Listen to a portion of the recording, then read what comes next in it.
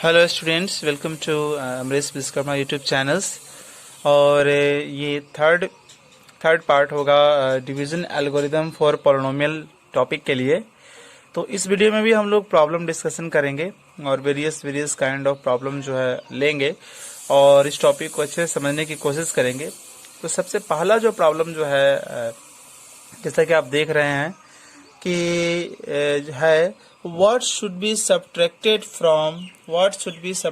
from 8x के power 4 plus 14x के power 3 minus 2x square plus 7 minus 8 so that the resulting polynomial is exactly divisible by 4x square plus 3x minus 2। Student, इसका मतलब ये हुआ कि ये जो हमारे पास पॉलिनोमियल है ये इसमें से हम क्या माइनस कर दें, क्या घटा दें कि इससे वो पूरी क्या हो जाए, डिविजिबल हो जाए, इससे पूरी वो कट जाए। ठीक है, इससे पूरी वो कट जाए। तो क्या करते हैं स्टूडेंट इसके लिए कि जैसे इस क्वेश्चन को बहुत इजी वे में समझते हैं। जैसे 8 हमने नंबर लिया, अब 8 में हम क्या माइनस करें, 8 में क्या माइनस करें कि 3 से वो डिविजिबल हो जाए पूरी एग्जैक्टली। तो 3 से 8 को डिवाइड करिए, डिवाइड करने के बाद जो रिमाइंडर आया आपका, अगर हम रिमाइंडर को माइनस कर देते हैं 8 में से, तो 8 में से 2 जाएगा तो 6 आ जाएगा, तो 6 आपका 3 से डिविजिबल हो जाएगा। इसका मतलब ये हुआ कि इस क्वेश्चन को सॉल्व करने के लिए हमको डिवाइड करना पड़ेगा और जो रिमाइंडर आएगा वो रिमाइंडर ही हमारा रिक्वायर्ड आंसर होगा, यानी कि वही माइनस कर देंगे तो हमें आंसर मिल जाएगा। तो आइए उसको हम लोग डिवाइड करते हैं। तो डिवाइड करते हैं इसको। तो हमारा जो डिवाइजर है वो 4x square plus 3x minus 2 है और डिविडेंट जो है एक 8x के पावर 4 प्लस 14x के power 3 minus 2x square plus 7x minus 8। अब ये 4x स्क्वायर यहाँ 8x के पावर 4, तो कितना टाइम लगाना चाहिए हमको 2x स्क्वायर टाइम लिखना चाहिए। ये हो जाएगा हमारा 8x के पावर 4 और ये हो जाएगा हमारा 6 x के पावर 3 और ये हमारा हो जाएगा माइनस 4x स्क्वायर हो जाएगा स्टूडेंट। अभी इसमें हम देखेंगे, इसको सब्ट्रैक्ट हम लोग करेंगे। सब्ट्रैक्ट करने के बाद उसको हम लोग आगे की तरफ प्रोसीड करेंगे। तो आइए इसको सब्ट्रैक्ट करते हैं। तो सब्ट्रैक्ट करेंगे तो ये माइनस हो जाएगा, ये प्लस है तो माइनस होएगा, ये माइनस है तो प्लस होएगा, तो कैंसिल हो गया। और ये हमारा आया 8x के पावर 3 और यहाँ आएगा हमारा 2x के स्क्वायर और उसके बाद आएगा यहाँ पर 7x। अब स्टूडेंट हम लोग देखते हैं कि इस वाले प्रोसेस को कैसे करेंगे। इस वाले प्रोसेस को जो करेंगे हम लोग वो इस तरह से करेंगे। 8 हमको चाहिए, 8x क्यूब, यहाँ 4x स्क्वायर है तो हमें 2x से डिवाइड करना पड़ेगा। तो हो जाएगा 8x क्यूब, ये हो गया, ये हमारा 6x हो गया और ये माइनस 4x। तो साइन को बदल दीजिए और साइन को बदलने के बाद उसको सॉल्व कीजिए। तो साइन को बदल दिया गया, ये कैंसिल हो जाएगा, ये माइनस 4x स्क्वायर आएगा और इसका साइन तो मैंने बदला ही नहीं, तो ये प्लस, तो ये हो जाएगा हमारा 11x और फिर हमारे पास 8 रह गया। अब हम x स्क्वायर हमारा सेम है, 4 भी सेम है, तो 1 से हमें करना पड़ेगा। तो 4x स्क्वायर ये हमारा हो जाएगा 3x और ये हमारा हो जाएगा +2। तो ये प्लस और ये माइनस, ये चला गया 14x, ये हो गया आपका 14x और ये हो जाएगा -10। यानी कि वी सब्ट्रैक्ट 14x - 10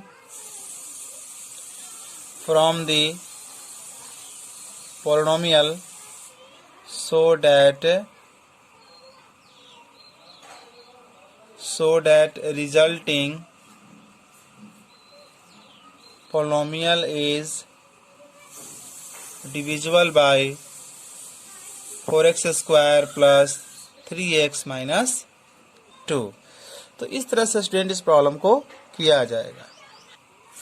अब ये स्टूडेंट हम लोग इस क्वेश्चन को देखेंगे कि find all zero of 2x के पावर 4 प्लस 7x के power 3 minus 19x square minus 14x plus 30 given that 2 of its zeros are √2 and minus √2।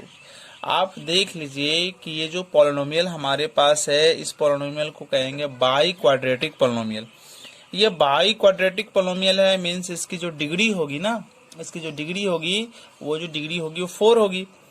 तो आपको पता है कि जो फंडामेंटल थ्योरम ऑन अलजेब्रा क्या कहता है, फंडामेंटल थ्योरम ऑन अलजेब्रा कहता है कि n डिग्री वाले पॉलिनोमियल है तो जितनी उसकी डिग्री होगी उतना ही जो है ना अधिक से अधिक जीरो होगा या रूट होगा। इसका मतलब इसकी डिग्री 4 है, इसका मतलब एट मोस्ट अधिक से अधिक इसके कितने जीरो होंगे, 4 होंगे, 4 जीरो होंगे। और कितने जीरो आपको दिया गया है, 2 दिया गया है, तो बाकी का 2 जीरो आपको यहाँ पर कैलकुलेट करना है। ये दो जीरो दिया गया है, ये दोनों जीरो क्या करेगा, इस पॉलिनोमियल को क्या करेगा कंप्लीटली, इसी के तो दोनों जीरो हैं, ये √2 और माइनस √2 इसी पॉलिनोमियल के 2 जीरो हैं, मीन्स ये दोनों जीरो डेफिनेटली इस पॉलिनोमियल को क्या करेंगे, डिवाइड करेंगे, मीन्स ये इसके फैक्टर होंगे। तो सबसे पहले हम लिखेंगे, हम लोग लिखेंगे इस तरह से, फैक्टर्स ऑफ द गिवन या डायरेक्ट लिखिए factors of the given polynomial का जो ये पॉलिनोमियल है इसका फैक्टर क्या होगा, कि 2 जीरो है तो इससे आप फैक्टर निकाल सकते हैं। तो उसका फैक्टर ऐसे लिखा जाएगा a इंटू एक्स माइनस ये आएगा, और x माइनस, और ये पहले से माइनस है तो इस तरह से हो जाएगा। तो a इंटू एक्स माइनस √2 और ये हो जाएगा माइनस माइनस प्लस √2। तो ये तो चला गया फॉर्मूला पर, a minus B and then a plus B gives a square minus b square. तो हो जाएगा x स्क्वायर √2 के होल स्क्वायर, और साथ में आपका है a का मतलब क्या हो गया, इसके नीचे 1 है, इसके नीचे 1 है, तो a का मतलब 1 हो गया, तो 1 x स्क्वायर से रूट कैंसिल, तो कुल मिलाकर आपको x स्क्वायर माइनस 2 आ गया। यानी कि x स्क्वायर माइनस 2 क्या है, फैक्टर है किसका, इस पॉलिनोमियल का। तो डेफिनेटली इसका मतलब ये फैक्टर इस पॉलिनोमियल का है, तो डिवाइड करेंगे तो रिमाइंडर 0 आना चाहिए इस केस में। तो बाकी का फैक्टर अब हमको निकालना पड़ेगा, तो डिवाइड करके हम बाकी का फैक्टर हम निकालेंगे। तो देखिए कैसे बाकी का फैक्टर हम लोग निकालते हैं। स्टूडेंट, बाकी का फैक्टर निकालने के लिए जो हमने यहाँ पर निकाला है फैक्टर, वो गिवन पॉलिनोमियल का फैक्टर है। तो डिवाइड करेंगे तो 2x के पावर 4, यहाँ x स्क्वायर है तो हमें लेना पड़ेगा 2x के पावर 2, तो इसको इंटू कर दीजिए, इंटू करके यहाँ लिखिए, तो इसमें इससे तो 2x के पावर 4 और इसमें इससे तो 4x हो जाएगा, तो यहाँ आएगा लाइक टर्म के साथ आएगा, ये माइनस ये प्लस ये कैंसिल हो गया, ये 7x के पावर 3 हो गया, और ये हो गया माइनस 15x स्क्वायर और बाकी का टर्म 14x। अब यहाँ देखिए कि x स्क्वायर है, यहाँ 7x क्यू तो है, तो हमें 7x लेना पड़ेगा, तो ये इंटू हुआ तो 7x क्यू हो गया, और ये हुआ तो आपका 14x हो गया, तो ये माइनस ये प्लस ये भी कैंसिल, तो माइनस 15x स्क्वायर और यहाँ हमारा प्लस 30। तो अब तो हमें लगाना पड़ेगा माइनस 15 टाइम, तो माइनस 15, तो माइनस 15 का x स्क्वायर है, यहाँ पर आएगा माइनस माइनस प्लस 30, ये प्लस ये माइनस, ये आपका कैंसिल हो गया, आ गया यहाँ पर 0 आ गया। तो हम यहाँ लिखेंगे यूजिंग डिवीजन एल्गोरिदम। अब डिवीजन एल्गोरिदम क्या बोलता है कि ये 2x के पावर 4 प्लस 7x के पावर 3 9x का स्क्वायर 14x प्लस 30 को हम कैसे लिखेंगे, x स्क्वायर माइनस 2 ये इंटू क्वेसेंट है, क्वेसेंट हमारा है 2x square plus 7x minus 15 और रिमाइंडर हमारा है 0। इस तरह से लिख सकते हैं। तो स्टूडेंट, ये जो पार्ट आया ना, ये पार्ट तो हमें पता ही था पहले से, इस वाले पार्ट को, जो बाकी का जो पार्ट आया इसको फैक्टराइज कर दीजिए। तो इसको फैक्टराइज करेंगे तो ये तो मिडिल टर्म स्प्लिटिंग करके बनेगा ना, जो आपको पता है मिडिल टर्म स्प्लिटिंग करके कैसे बनाते हैं, उसमें इसको इंटू करते हैं। मिडिल टर्म स्प्लिटिंग में एक्स स्क्वायर का जो कोफिशिएंट होता है वो और कांस्टेंट होता है वो दोनों को इंटू करते हैं, तो 15 इंटू 2 कितना आ जाएगा हमारा 30 आ जाएगा। अब 30 को क्या करना है, 30 को क्या करना है कि 7 लाना है ना, 30 को 7 लाना है। तो 7 कैसे आएगा भाई, 30 का 7 कैसे आएगा। सो स्टूडेंट 7 का 30 करना है तो हम ऐसे लिख सकते हैं 10 इंटू 3, तो 7 तो आ गया। तो 2x स्क्वायर यहाँ होगा 10x माइनस 3x माइनस 15। इस पार्ट को छोड़ दिया जाए, 0 है तो बाकी तो ही रह जाएगा। तो x स्क्वायर माइनस 2 यहाँ हम कॉमन कर लेते हैं, इसमें हमारा 2x कॉमन तो x प्लस 5 आ जाएगा, और यहाँ 3 कॉमन तो x प्लस 5 आ गया। तो स्टूडेंट यहाँ हो गया एक्स स्क्वायर माइनस 2, और यहाँ इन दोनों में क्या कॉमन हो गया, x प्लस 5 कॉमन हो गया, और यहाँ हो गया 2x माइनस 3। तो यहाँ पर जो पूछ रहा था, यहाँ पर 0 पता कर लीजिए, रेस्ट 0 कितना होगा। तो इस जो बाकी का जो फैक्टर है ना, ये तो हमें पहले से पता था कि इस पॉलिनोमियल का एक फैक्टर एक्स स्क्वायर माइनस 2, दूसरा फैक्टर ये आया है, तो इसको 0 बनाओ, दूसरा फैक्टर को तोड़े हैं ना, ये आपका दूसरा फैक्टर था तो उसको फैक्टराइज किया गया है तो ये आया है।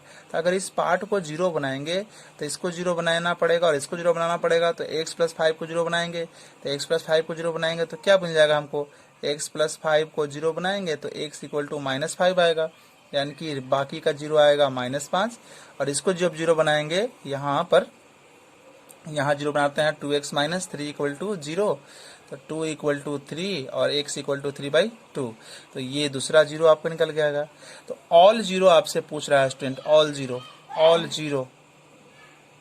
तो 2 0 तो हमने निकाल लिया आपका, ये -5 और 3/2, और बाकी का 2 0 जो है वो क्वेश्चन में दिया हुआ था, डेट इज √2 और माइनस √2। तो √2 और माइनस √2, तो यहाँ लगा दिया जाए √2 और माइनस √2। तो इस तरह से देखें कि बाई क्वाड्रेटिक था, 4 डिग्री था, और तो उसके मैक्सिमम कितने 0 होंगे, 4 0 होंगे। यहाँ भी सेम क्वेश्चन है स्टूडेंट, ये आपका बाई क्वाड्रेटिक है, 4 डिग्री वाला पॉलिनोमियल है, इसके 2 0 दिए हुए हैं, जबकि इसका मैक्सिमम 4 0 होगा। 2 0 दिया हुआ है, बाकी 2 0, बाकी के सभी 0 आपको बताने हैं, मतलब 2 बाकी और बताने हैं, 2 आपको यहाँ पर पता है। तो ये 2 जो पता है, इसका जो बनेगा पॉलिनोमियल वो इसको कम्प्लीटली डिवाइड करेगा, वो इसका फैक्टर होगा। तो आइए हम लोग बनाते हैं, यहाँ लिखते हैं factors of given polynomial that is equal to a time x minus this, और 5/√3 हो जाएगा आपका, होल रूट है, फिर x माइनस 5√5/3। सो अब स्टूडेंट इसको सॉल्व करते हैं, तो a हमारा हो जाएगा x माइनस 5/3, यहाँ हो जाएगा x, ये प्लस बन जाएगा 5/3, ये चला गया, a माइनस b इस फॉर्म पे आ गया ये। तो इसके लिए आप पढ़े हो a square minus b square, तो a यहाँ हो जाएगा x स्क्वायर और 5/√3 का स्क्वायर, तो स्क्वायर से रूट कैंसिल, तो a यहाँ x स्क्वायर, यहाँ 5/3 होगा स्टूडेंट। जैसा कि मैंने अभी आपको पहले बताया, ये 1 है, ये 3 है, ये 1 है, ये 3 है, तो एलसीएम इसका हो जाएगा 3 और a की जगह आ जाएगा 3, तो x स्क्वायर यहाँ होगा 5/3। अब इंटू कर दीजिए, तो 3x स्क्वायर और ये कट जाएगा, तो यहाँ कितना आ जाएगा, 5 आ जाएगा। तो 3x स्क्वायर माइनस 5, ये क्या है, ये फैक्टर है किसके, इस पॉलिनोमियल का फैक्टर है। तो एक फैक्टर निकल गया, बाकी का फैक्टर निकाल लेंगे। वो कैसे निकालेंगे, डिवाइड करके निकालेंगे। तो बाकी का फैक्टर हम लोग निकालते हैं इसको।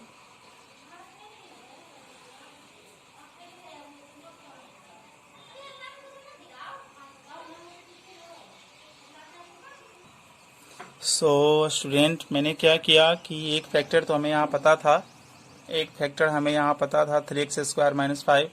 अब ये इसको इससे डिवाइड करके दूसरा फैक्टर यहाँ निकाल लिए, तो ये डिवाइड का पूरा प्रोसेस आपको पता है। तो इसके बाद हम लिखेंगे यूजिंग डिवीजन एल्गोरिदम। तो डिवीजन एल्गोरिदम में क्या लिखते हैं, ये dividend equal to divisor into quotient plus remainder. तो वही यहाँ पर लिखा गया है। तो एक फैक्टर ये पता था, दूसरा फैक्टर हमारा ये आया, तो दूसरा फैक्टर को हम फैक्टराइज कर दिए। तो ये क्वाड्रेटिक है, तो मिडिल टर्म स्प्लिटिंग मेथड से इसको फैक्टराइज कर दिया, तो ये और ये साथ में चलते रहेगा, तो ये फाइनली आ जाएगा x+1 और ये साथ में है तो उससे अब रेस्ट जीरो क्या होगा, रेस्ट जीरो आपको यहाँ से निकलेगा, जो बाकी जो सेकेंड फैक्टर था ये आपको रेस्ट जीरो देगा। तो x+1 है तो जीरो बनाइए, x+1 इक्वल टू जीरो, तो हो जाएगा -1 और इसका भी करेंगे तो वही आ जाएगा -1। तो रेस्ट जीरो हमारा हो गया -1 और -1। और ऑल जीरो की बात हो रही है, तो ऑल जीरो की बात में आप देखेंगे कि पहले से हमारे पास 2 जीरो अवेलेबल था और 2 जीरो मैंने यहाँ पर कैलकुलेट भी किया है। तो पहले से 2 जीरो और ये -1 बाकी का रेस्ट जीरो और कुल मिलाकर ये आपके 4 जीरो हो गए। सो गाइज आज की वीडियो में इतना ही, अगले वीडियो में हम इससे आगे सीखेंगे। So thank you for watching.